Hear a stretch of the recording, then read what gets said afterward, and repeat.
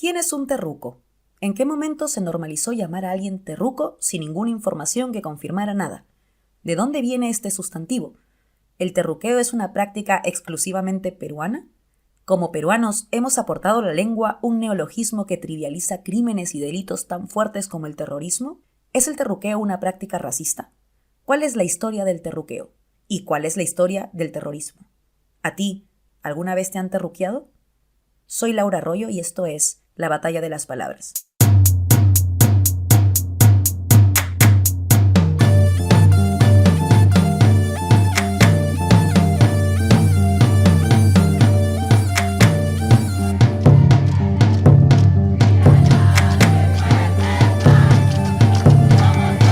La Batalla de las Palabras.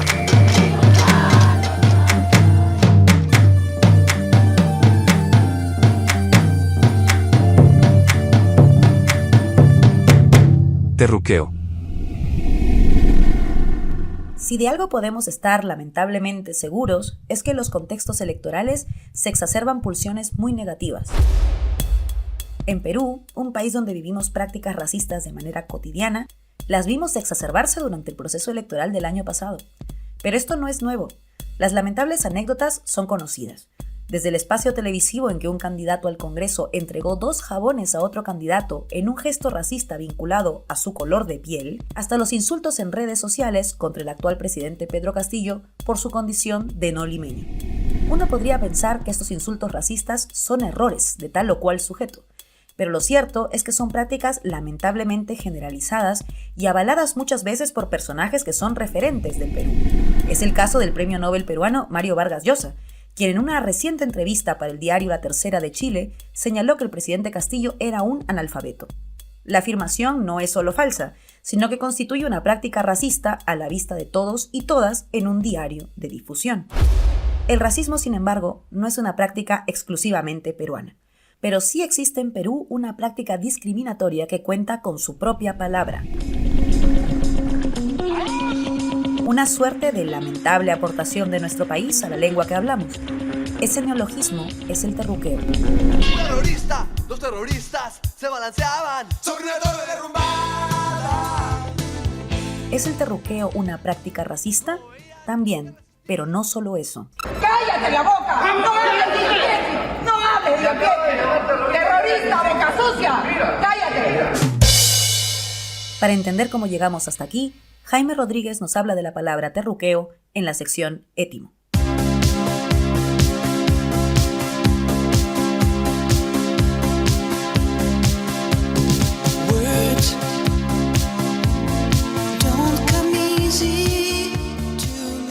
El verbo terruquear, ese descalificativo de sabor nacional, es un neologismo acuñado en nuestro país para señalar la condición de terruco, que a su vez es una deformación del término terrorista, o el que ejerce el terror. La propia palabra terror viene del latín terreo, que significa literalmente temblar. Es decir que el terror, el terrorista, el terruco, es aquello que te hace temblar. Terruquear es acusar al otro de implantar el miedo, y ya saben, no negociamos con terroristas. El historiador de la Universidad de Oregon, Carlos Aguirre, ha estudiado a fondo los orígenes y el devenir del término terruco, que habría surgido en Ayacucho. Lingüísticamente sabemos que hay algunas hipótesis sobre la travesía del término, desde terrorista hacia terruco. Por un lado, podría ser producto de la quechuización del término terrorista, algo que no es inusual y ocurre con diversos sustantivos a los que se le añade el sufijo uco en quechua. Por otro lado, hay quien señala que el término proviene en realidad de las fuerzas armadas o policiales, vale decir que sería un término prestado del lenguaje castrense para hacer alusión a los miembros de Sendero Luminoso. Terruco suena parecido a milico, ¿no? Y a pituco. En San Marcos les decíamos tucos a los filosenderistas. Son nuestras maneras de hacer, qué sé yo, entrañables algunos insultos. No hay en el Perú palabra que tenga mayor estigma que la de terrorista o terruco. Por eso, terruquear es la forma más agresiva de descalificación. Cuando era chico, a veces jugábamos a poner bombas. Con 6 o 7 años hacíamos cócteles molotov. De verdad, con botellas, Inca-Cola, querosene y mechas hechas con tiras de tela. Recuerdo haber lanzado varias de esas contra objetivos inmóviles, piedras, pilas de ladrillo. ¿A qué diablos estábamos jugando? En fin, Creo que tengo que dejar de terruquear mi infancia. How can I find a way to make you see I love you, words don't come easy. Ya sabemos que las palabras no son gratuitas ni neutrales. El término terruco tampoco lo es. Lo que tal vez en un inicio fue utilizado para denominar a un sujeto vinculado al terrorismo, se convirtió en una práctica de estigmatización cultural. No acuñaba entonces ya a un solo sujeto, sino que se le atribuía a cualquier sujeto, probado o no, con vinculaciones o no, con el terrorismo. Además, es claro también que los militares introdujeron ese término en el habla cotidiana para referirse a los senderistas, y esto tenía una clara intencionalidad. No se trata de una palabra descriptiva, sino de un arma verbal, que contribuyó a la estigmatización no solo de los miembros de grupos subversivos, sino también de los pobladores indígenas en general, al menos en aquel momento. Esta estigmatización social y racial era utilizada para cualquiera que viviera en determinado lugar, Ayacucho por ejemplo, o vestía de determinada manera o tenía un acento particular. La historiadora peruana Cecilia Méndez conversó con nosotros al respecto. Lo que sí es bastante peruano y tiene más tiempo es terruco. Y eso lo ha analizado bastante bien el historiador Carlos Aguirre en un excelente artículo que escribió hace ya unos años en la revista Histórica, y que él fue el primero realmente en plantear la asociación de terruco con una condición de indio, la condición de indígena. Digamos que se mezclaban, se hicieron como sinónimos, y eso era mientras estaba sucediendo esta guerra terrorista de Sendero y la respuesta también violenta que tuvo obviamente su dosis de terror del Estado también, ¿no? Entonces se usaba terruco, eso lo ha recogido mucha gente, se puede ver incluso si has vivido en Ayacucho. Eso de terruco igual indio o indio igual terruco, eso fue brutal. Sin embargo, sin existir el sustantivo terruco, no podría existir el verbo terruquear. Y creo que esa es la triste contribución peruana al lenguaje, ¿no? Como nos señala Méndez, la vinculación casi en clave de sinónimos se hizo entre indio y terruco. Una vinculación terrible para cualquier país democrático donde sus ciudadanos y ciudadanas se respeten y se conciban como iguales. De hecho, esto se ancla en algo anterior al conflicto armado interno peruano, que tiene que ver con nuestra propia manera de concebir nuestra herencia prehispánica. También nos remite a un tema de más larga duración en la historia peruana, porque si tú recuerdas también es un texto muy viejo que yo escribí, el Incas Indios, ¿no? Esa idea del nacionalismo criollo se basaba en que por un lado admitías pues una herencia prehispánica gloriosa y los incas, pero el indio al que se decía indio pues no era suficientemente peruano. Y ahí toda esa guerra de palabras, cuando Santa Cruz entra con sus ejércitos, habiendo hecho un pacto con el presidente Orbegoso, entonces está invadiendo y es el indio invasor, que cómo se atreve a invadir la tierra de los incas. Sabemos entonces que el terruqueo es una práctica de estigmatización racial. Ahora bien, ¿es esta una palabra exclusivamente peruana? ¿Existe el terruqueo en otro país? Okay, this man, I like this guy. From White Plains. Amen. Okay. We problem in this country. It's called Muslims. We know our current president is one. Right. You know he's not even an American. We need this birth question. certificates, This is the man. first question. But anyway, we have training camps growing where they want to kill us. Hemos oído un encuentro de Donald Trump con sus seguidores en 2015. Barack Obama era presidente de los Estados Unidos y uno de los simpatizantes de Trump afirma, con el candidato enfrente, que Barack Obama era musulmán y que no era un americano. Donald Trump se ríe. En las elecciones estadounidenses se afirmó que Obama no era estadounidense, algo que se difundió por muchas redes sociales y llegó a muchos electores que hasta hoy siguen dudando sobre lo que siempre fue una noticia falsa. Méndez hizo un ensayo comparando lo que ocurría con Barack Obama entonces y lo que ocurrió también con Ollanta Humala en Perú. Mi manera de comunicarme con el Perú estando fuera empezó a ser las redes sociales, ¿no? El Facebook. Yo tenía una cuenta de Facebook que nunca usaba y la empecé a usar el 2011 a propósito de estas elecciones para enterarme, y entonces sí, seguí mucho los periódicos. Ahí hice esa comparación porque una de las cosas que noté en el caso de Obama en Estados Unidos es que lo asociaban con el terrorismo islámico, ¿no es cierto? Porque se quedó ese trauma en Estados Unidos con las Torres Gemelas, que hizo también que todo lo que fuera terrorismo se asociara a la piel marrón. Ya no era yo solamente lo sospechosamente musulmán, sino también inmigrantes en general, y ahí salieron esas leyes, the Patriot Act, esas leyes que ya justos pagan por pecadores, entre comillas, entonces se volvieron más rígidas las fronteras y se empezó a hacer lo que se llama en Estados Unidos racial profiling, el perfilado racial de la gente, ¿no? Igual que indio terruco, entonces piel marrón, o barba que parece musulmán o turbante, terrorista. En efecto, a partir de un trauma en los Estados Unidos debido al atentado del 11 de septiembre, la sociedad estadounidense construyó un otro común. Ese otro, que en su momento fue el mundo musulmán debido al atentado, se amplió y empezó a incluir a cualquier extranjero. El otro estaba fuera de las fronteras. En Perú, en cambio, estaba dentro. Pero la diferencia con el Perú es que se lo asociaba a eso, ese ser terrorista se lo asociaba con ser extranjero. O sea, tú eres en realidad musulmán, o en todo caso has nacido en Hawái, y entonces no, pues no eres Estados Unidos, ¿no? Entonces el terrorista era el extranjero.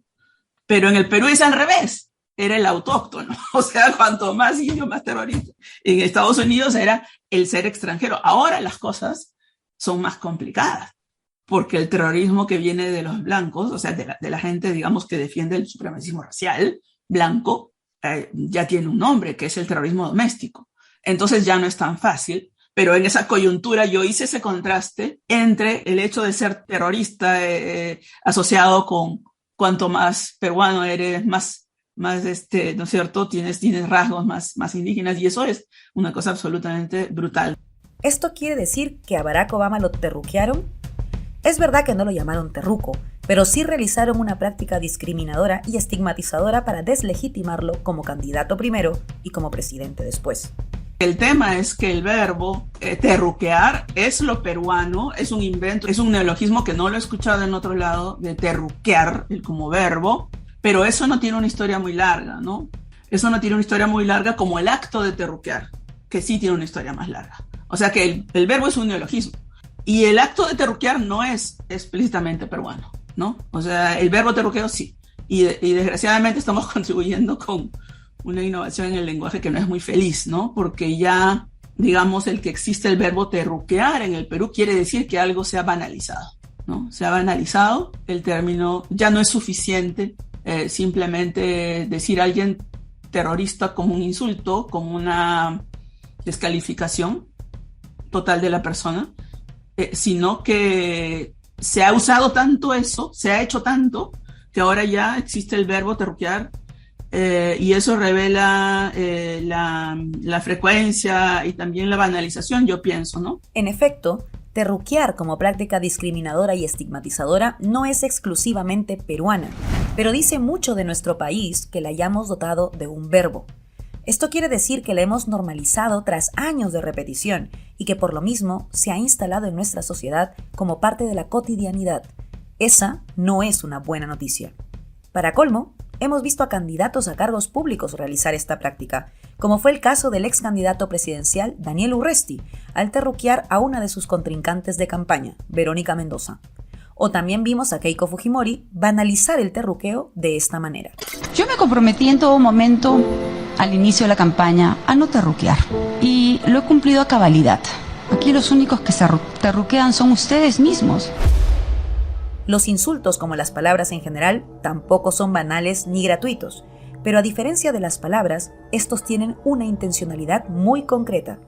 Para el historiador y académico británico Peter Burke, los insultos son la mejor manera de aniquilar la reputación de las víctimas, de producir su destrucción social.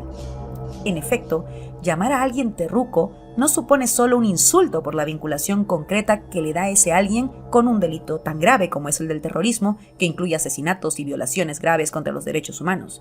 La intención es mucho más perversa. El objetivo es anular todo tipo de entendimiento, estigmatizar a la persona y prácticamente deshumanizarla, porque no hay posibilidad que esa persona sea un ser humano que se pueda defender.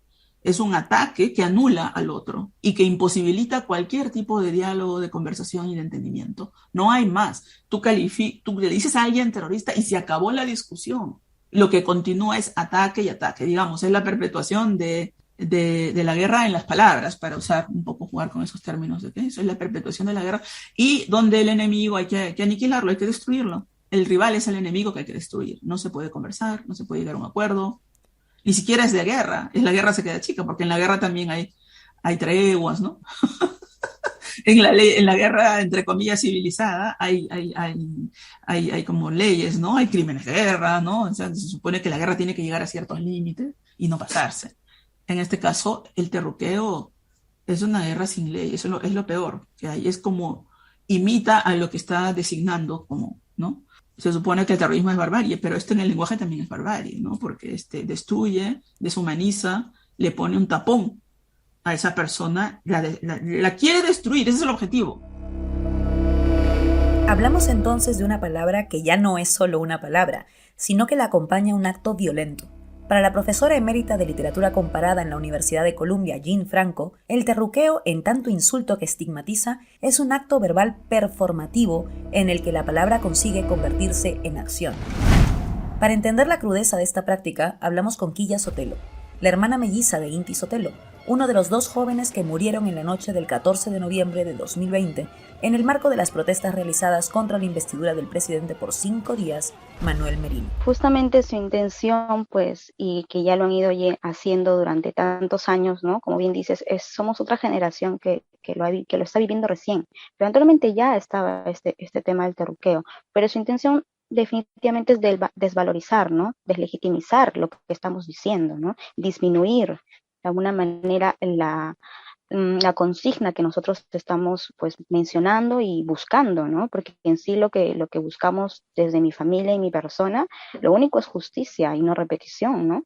Y sanción obviamente a las personas que han ejecutado estas cosas, estas situaciones que han terminado con muertes, con heridas graves. Para Quilla, también hay una intención de deslegitimar al otro, y nos contó de uno de los últimos hechos que ella y su familia han tenido que vivir en el marco de esta práctica de la que siguen siendo víctimas.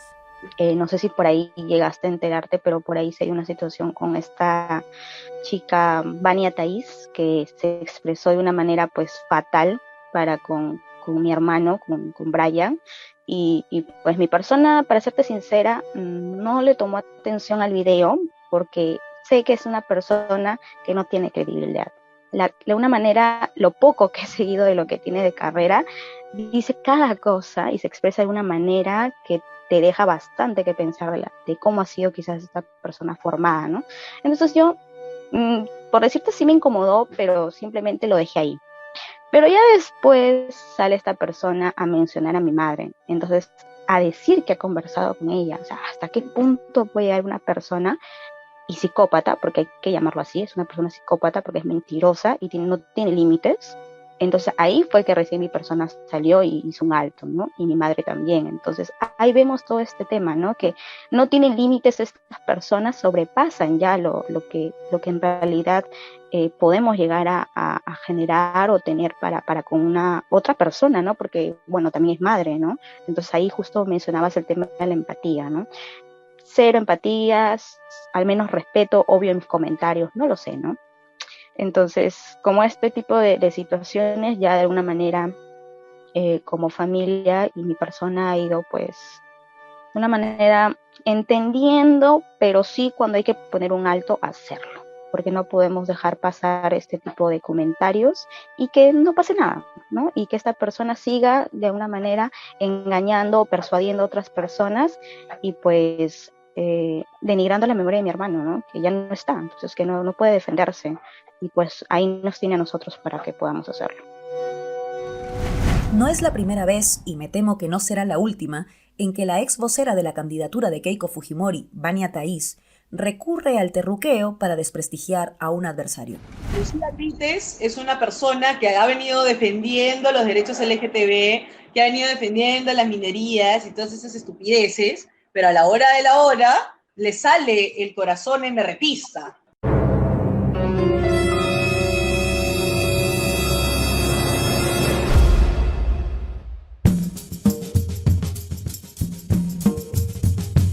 Para seguir ahondando en la práctica del terruqueo, es indispensable hacer un recorrido histórico por lo que significa terrorismo. Una palabra que a lo mejor, para un peruano o peruana de mi generación, pueda ceñirse inmediatamente al conflicto armado interno desarrollado en Perú entre 1980 y los 2000. Sin embargo, el término terrorista tiene muy larga data y, curiosamente, un tránsito histórico que si no nos lo cuentan, a lo mejor no lo creeríamos. Por suerte, contamos con una historiadora para ello, que ha investigado los orígenes del término en el caso peruano. El término terrorismo entra a nuestro vocabulario político poco después de la Revolución Francesa y entra con la connotación que tenía en la Revolución Francesa, es decir, asociado al gobierno de terror de Robespierre. Entonces el término terrorista entra al vocabulario político designando un poder establecido del Estado, aunque sea en este caso un poder que venía de una revolución, pero era ya el Estado, pues el Estado del terror. Entonces va a cambiar un poco la connotación porque no necesariamente va a ser una connotación ideológica como podía tener en la Revolución Francesa asociada a los jacobinos, sino que se va a asociar con los años a esta idea de un gobierno despótico que utiliza el terror como un arma, ¿no es cierto?, de dominación. En el caso de América Latina, para los años iniciales del siglo XIX, el caso más claro del uso de este terror de Estado es cuando se asocia al gobierno de Juan Manuel Rosas, que era gobernador de Buenos Aires y el hombre fuerte, un caudillo muy, muy importante en la historia de los primeros años independientes de lo que se convirtió Argentina.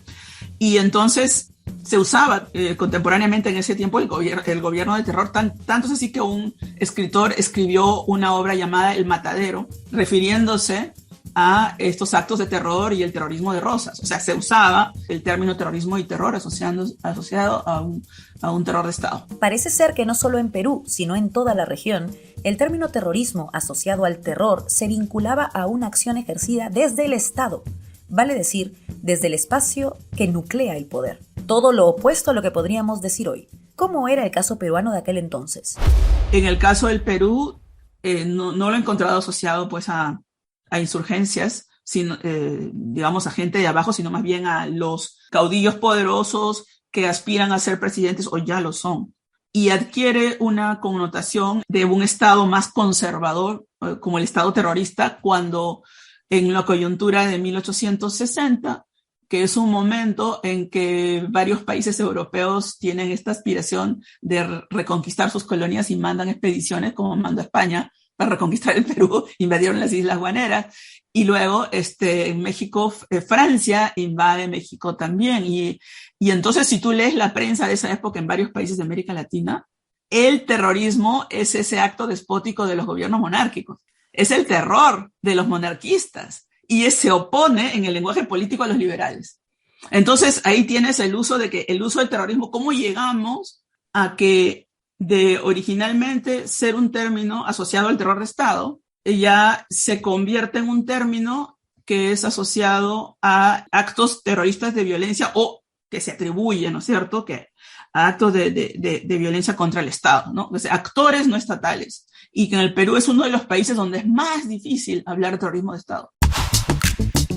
En efecto, a diferencia de otros países de la región como Brasil o Argentina, en Perú, hablar de terrorismo de Estado resulta complicadísimo incluso desde la academia.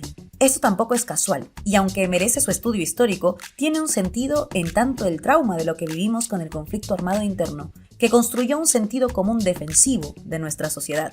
La resaca de ello la seguimos viviendo hasta hoy.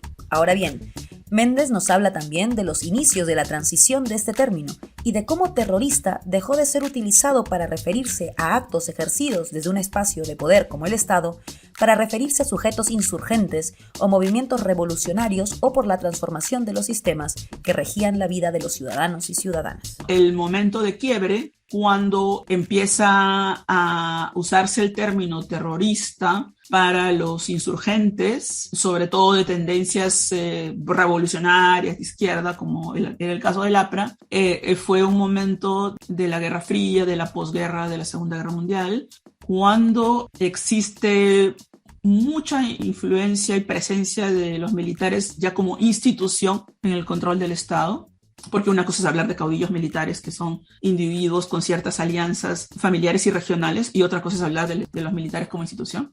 Entonces, en los años 40 es donde por primera vez, con Odría, entra el término terrorista a referirse a delitos, como le llaman en ese momento la Ley de Seguridad Interior de Odría. En esa Ley de Seguridad Interior incluye actos terroristas, pero el terrorista todavía es, la palabra todavía es un adjetivo, actos terroristas. Y sin embargo, ya en ese mismo año, Odría da un discurso que hace alusión, el año 49, al terrorismo como un delito contra la democracia, que es comparable al genocidio, dice él, ¿no? Aquí tenemos que terrorista, que es un término que como desde la Revolución Francesa empezó a usarse en el lenguaje político moderno, aquí ya entra al terreno jurídico. Entonces empieza a convertirse también en un término jurídico.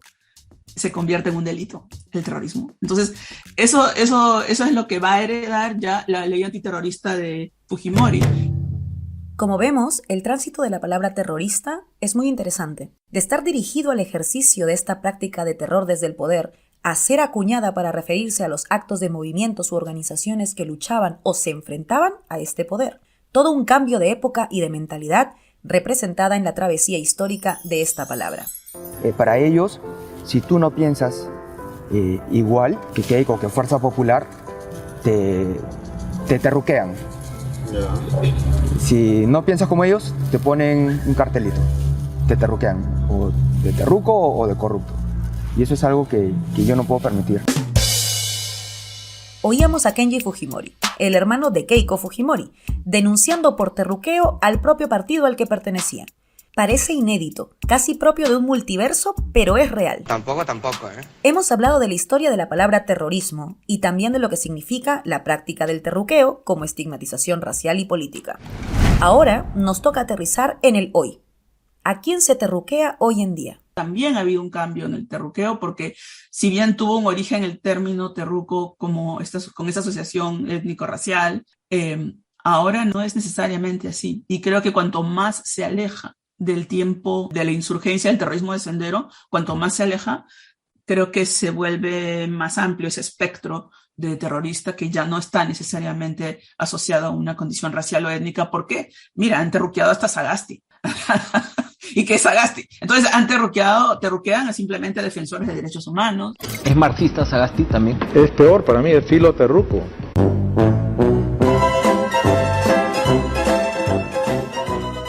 Criticar a Keiko Fujimori se convirtió en ser terrorista, ¿no? Te acusaban de querer ser Sendero Luminoso por apoyar a, por ejemplo, Pedro Castillo. Hemos visto lo que pasó con Maraví como ministro de Estado. O sea, digamos, a pesar que era una persona que había sido liberada de las acusaciones de terrorismo, sus testimonios habían sido obtenidos con torturas. Eso no contó nada, ¿no es cierto? Porque ya tú eres un terrorista. O sea, no hay manera de hablar de en pasado, ¿no? Si tú estás involucrado y no sabemos si él estuvo o no, la gente no se puede arrepentir. No hay ninguna posibilidad de redención, ¿no? Si lo hiciste, eres toda tu vida, como que se esencializa la identidad de una persona. No hay perdón posible. Si es que en el caso de que ha habido una participación, porque nunca se probó de este señor ningún acto terrorista, asesinato, nada, ¿no? Y sin embargo, por ejemplo, Urresti, que está acusado de asesinato a un periodista, puede postular tranquilamente a la alcaldía de Lima y hasta la presidencia de la República. El terruqueo como práctica se ha ampliado. La acción de terruquear ahora puede tocar a cualquiera que ose preguntarse siquiera sobre por qué deben sostenerse los mismos dogmas económicos, políticos o mediáticos.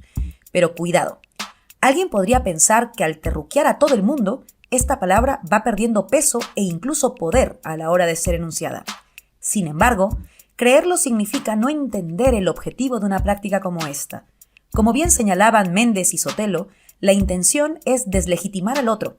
Al ampliar el campo de alcance de la palabra terruco, lo que se está haciendo es ampliando a ese otro.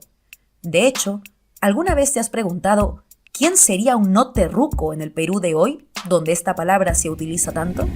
Por otro lado, volviendo a Carlos Aguirre, resulta muy importante señalar que la asociación entre indio y terruco de la que hablamos al inicio no se quedó solo en la esfera de las percepciones de la gente, sino que se traduce en acciones concretas.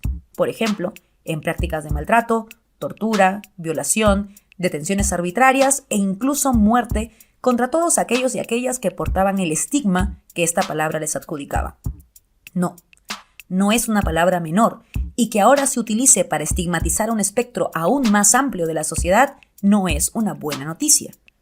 Llegados a este punto, una pregunta se cae de madura.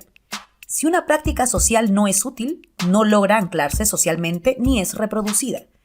¿Por qué el terruqueo como práctica opera tan fácilmente en el Perú? Nuevamente, desde la historia nos llegan algunas claves. Creo que tiene que ver, en el caso peruano, con las características específicas de lo que fue la violencia de Sendero Luminoso y cómo eso, el rechazo a Sendero en la opinión pública general, después de cierto momento en que, de hecho, tuvo cierto apoyo y acogida en los sectores donde surgió, porque se presentaba como una alternativa revolucionaria, y eso lo podemos ver, por ejemplo, en el libro de Lurcio Gavilán, muchos testimonios donde gente genuinamente interesada en cambiar la sociedad para bien se entraba a sus filas. Eso no se puede desconocer, pero también en lo que se transformó. Después mucha gente se sentía prisionera y se quería ir y ya no se podía ir. Entonces creo que se llegó a instalar, debido a la violencia, un cierto consenso en la sociedad, excepto los senderistas y los que defendían esa manera de proceder, en que eso era una cosa horrorosa, ¿no? La violencia. Pero voy a un tema más particular, más que nos diferencia más de los otros movimientos insurgentes, y es que Sendero Luminoso surge para luchar contra una democracia formal, una democracia electoral. O sea, es el único movimiento izquierdista latinoamericano hasta ese momento, ¿no? Que su primer acto sea la quema y la destrucción de un ánfora electoral en un pueblo alejado. Entonces, cuando otros movimientos que se autodenominan revolucionarios han tomado armas, ha sido contra sistemas dictatoriales militares. Tenemos todo lo que es Centroamérica, el sandinismo, que desgraciadamente mira dónde terminó. Tenemos Farabundo Martí, incluso la Cuba contra Batista. Tenemos a los montoneros en Argentina, los tupamaros en Uruguay. Entonces, ellos estaban luchando contra regímenes dictatoriales. Hay toda una historia de eso. En el caso del Perú, es justamente la transición hacia la democracia, y ellos decidieron autoexcluirse de participar en las elecciones. Eso fue inédito comparado con estos otros movimientos, ¿no? Las particularidades de Sendero Luminoso explicarían por qué el terruqueo opera con facilidad en un país que sigue curando una herida de la que muchos no quieren ni hablar. En el caso peruano, Sendero tiene esas dos particularidades para decir, digamos, resumir un poco lo que estaba tratando de decir, que no es un movimiento que usa la violencia como último recurso, sino como un factor inherente a su ideología para provocar más violencia, porque ese es el método de Sendero. Provocar una violencia tal y una represión del Estado tal que busque que la gente escoja entre simplemente o estás con el Estado o estás con Sendero. Pero el propósito era generar violencia. Y creo que eso es un poco lo triste, y eso es lo que hace que en el caso peruano sea tan virulentamente rechazado en la asociación con Sendero. Porque ahí sí hay argumentos para decir que está contra la democracia.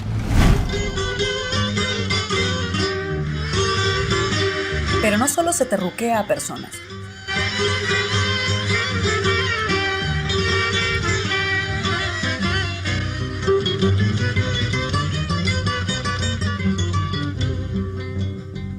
Dan todos saber, ahí vamos a ver.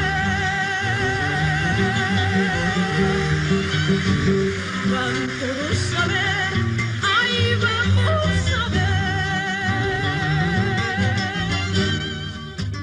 En la ciudad de Guanta, amarillito flor de retama, amarillito, Oíamos un fragmento de Flor de Retama, un huayno ayacuchano tradicional, cuya letra hace referencia a la flor amarilla de la retama y a la represión policial en la llamada Rebelión de Guanta en 1969. Sin embargo, pese a estos orígenes y a ser una herencia artística, ha sido terruqueada, como también todos los que la interpretaban. por sectores conservadores que han señalado mentirosamente que esta composición es una apología del terrorismo. Quilla Sotelo nos cuenta un claro y lamentable acto de terruqueo del que ella y su familia fueron también víctimas. Nos habla del mural de la Avenida Grau. La primera podría ser el tema de los murales, ¿no? Como bien sabemos, hay muchos murales que han realizado pues en homenaje, en memoria, ¿no? A mi hermano, a Inti y a todo lo sucedido en noviembre, ¿no? Y muchos de ellos han sido vandalizados, ¿no? Por ejemplo, un mural, ¿no? Que yo lo fui a ver un día antes de que sea vandalizado, con mi primo y con mi tía que vino de Cusco, el que estuvo en Avenida Grau. Fuimos, fue algo demasiado emocional, demasiado nostálgico. Es más, conocimos a las personas que lo ejecutaron, les agradecimos, ¿no? por tal iniciativa de memoria, y pues prácticamente el día siguiente nos salimos despertando con la trágica noticia de que lo vandalizaron, ¿no? O sea, su trabajo de 4 días y su memoria con la ímpetu que lo hicieron y lo que significaba para ellos también como artistas, no pasó nada. Al final del día, el terruqueo como práctica lo toca todo, a la ciudadanía, a nuestra herencia histórica, a nuestra memoria y, claro, a nuestra convivencia. Hemos querido permitir que Quilla Sotelo, quien habla a nombre de su familia, nos pueda contar exactamente lo que ocurre con el caso de su hermano Inti Sotelo, un caso que hoy sigue en proceso y cuenta con muchos obstáculos a los que hacer frente para alcanzar justicia. Ellos han sido víctimas de terruqueo desde el minuto 1 en que Inti perdió la vida. Y lo más lamentable es que siguen siéndolo en una suerte de esquina donde desde diversos frentes tienen que hacerle lucha a violencias diversas. Quilla, el micrófono es tuyo. Te agradezco, Laura, por poder permitirme hablar de esto, que la verdad como familia nos preocupa bastante, ¿no? Hay otra investigación que se está dando ya con los altos mandos, que viene a ser justamente la que mencionas, que está en la Comisión de Acusaciones Constitucionales, que son pues prácticamente contra Merino, Arauz y Rodríguez, ¿no? Que fueron los 3 altos mandos en ese entonces. Bueno, ahorita es lo más preocupante para con ellos. ¿Por qué? Porque la subcomisión ha designado a un congresista a cargo de este informe. Y pues el congresista es Alejandro Cabero, que es de Avanza País. Y muchos sabemos cuál es su trayectoria, qué es lo que piensa él, cómo. Él no tiene autocrítica, él simplemente lo hace por tema político y se está evidenciando. Por ejemplo, hace poco hemos visto que ha retirado 24 testimonios que él considera impertinentes. Es decir, la fiscal, para poder presentar un testimonio, ¿qué hace? Lo avala con una prueba, con una evidencia, por ende le aceptan el testimonio. Pero él no me parece pertinente, lo retiro, lo saco. Así de fácil. O sea, y lo que presentó la fiscal, no importa, ¿no? No importa. Entonces, lo que él está haciendo es eso, y lo que ha hecho es eso. Ha presentado su informe retirando 24 evidencias que considera impertinentes con respecto a él. ¿Y qué es lo que quiere conseguir con esto? Pues obviamente lo que quiere es debilitar el informe final, y al final cuando él lo presente al Congreso en sí, ¿no? A los compañeros congresistas, ellos van a ver, no, pero esto no tiene razón con lo otro, no tiene concordancia, no, ¿sabes qué? No va ese informe, que se archivada la investigación, y ahí cuando se archiva la investigación no vamos a poder hacer nada para que asuman su responsabilidad Merino, Arauz y Rodríguez. Van a quedar libres. Entonces, es lo que como familia nos preocupa bastante, porque lo que él está haciendo es un favor político. Nada más, no está viendo el tema de derechos humanos, no está viendo el tema de cuánto impacto también ha generado a muchos de la población que ha salido a marchar, y que muchos ha sido su primera marcha, y eso es lo que a veces me genera entre tristeza y nostalgia, porque dices tu primera marcha y fue tan fatídica, tan desastrosa, y te queda como que un trauma, ¿no? Dices, ¿una próxima marcho o no marcho?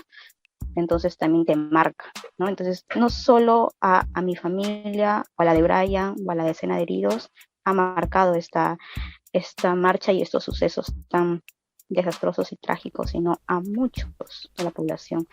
Y es por ende que nosotros como familia buscamos justicia por todos. Además de la estigmatización y del lógico dolor tras la pérdida de un hermano, un hijo, un amigo, lo que Quilla nos cuenta es una trayectoria frustrante por culpa de personajes que pertenecen justamente a los sectores que terruquean en el Perú a todo aquel que tenga una opinión distinta. Una sociedad que no es capaz de empatizar con las injusticias y las violencias es una sociedad fracturada. El término terruqueo opera también en ese sentido, pues quiebra los lazos y puentes que tenemos como ciudadanos y ciudadanas, hijas de un mismo país. Mi definición de caviar es un ser que nace, crece, ¿no? Entra al Estado, gana 15.000 soles sin hacer nada, baila, hace cosas, ¿no? Hace quequitos también, ¿ya? Y luego se reproduce y muere. Y en el medio destroza lo que es la actividad privada, destroza la iglesia y destroza a la Fuerza Armada. Todo caviar es corrupto para mí. Oíamos al ex candidato presidencial y actual candidato a la Municipalidad de Lima, Rafael López Aliaga, quien utiliza un término que en Perú está siendo utilizado hace un tiempo con el fin de desprestigiar y deslegitimar a quien le cae el rótulo.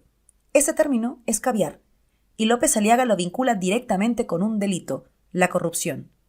Dice mucho de nosotros como sociedad que además del terruqueo, que es una práctica estigmatizadora, tengamos otro término que está entrando a operar con una lógica parecida. Yo creo que caviar cumple exactamente el mismo rol. Porque cuando tú dices caviar a alguien, se terminó la discusión. Tú no vas a escuchar, no es una cosa que... No, es que en este caso es una condición que tú le atribuyes a otra persona por sus ideas, pero que estás no conversando, dialogando con sus ideas, no estás dialogando, estás descalificándola por lo que asumes es una condición, social. En principio era social, pero ahora se ha convertido en otra cosa, porque con Perú Libre el caviar es una descalificación que viene tanto de la extrema izquierda, bueno, si la vamos a llamar izquierda a Perú Libre, pues de ese lado, y también viene de la extrema derecha. O sea, los caviares, si vamos a verlo en la práctica, cuando estaba, por ejemplo, Mirta Vázquez, cuando estaba Belino Guillén, cuando estaba Pedro Franque, ellos eran los caviares. ¿Y quiénes eran ellos? Los que defendían los derechos humanos, la gente que no tenía ninguna acusación de nada, la gente honesta. O sea, y yo dije, bueno, pues yo también quiero hacer caviar. Como siempre repetimos en este programa, las palabras no son casuales.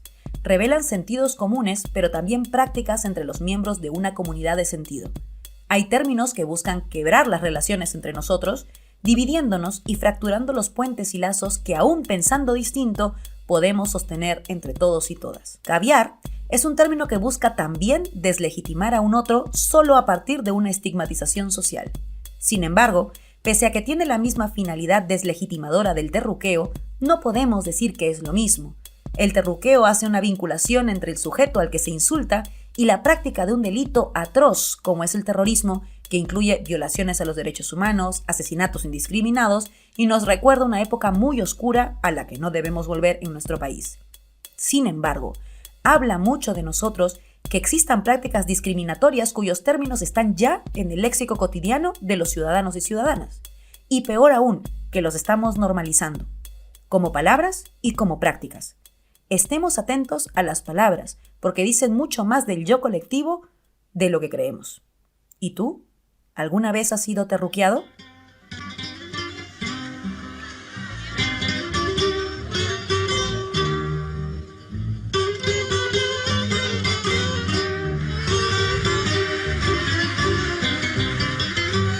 La Batalla de las Palabras es un podcast producido por Nuestra América TV con el apoyo de Latindad. En la producción ejecutiva está Carlos Bedoya. En el sonido, Fernando Echevarría. En la coordinación, Omar Olivares. Y en las redes sociales, Cristian Peralta. En la producción, Jaime Rodríguez. Yo soy Laura Arroyo y nos escuchamos la próxima semana para seguir buscando la palabra justa.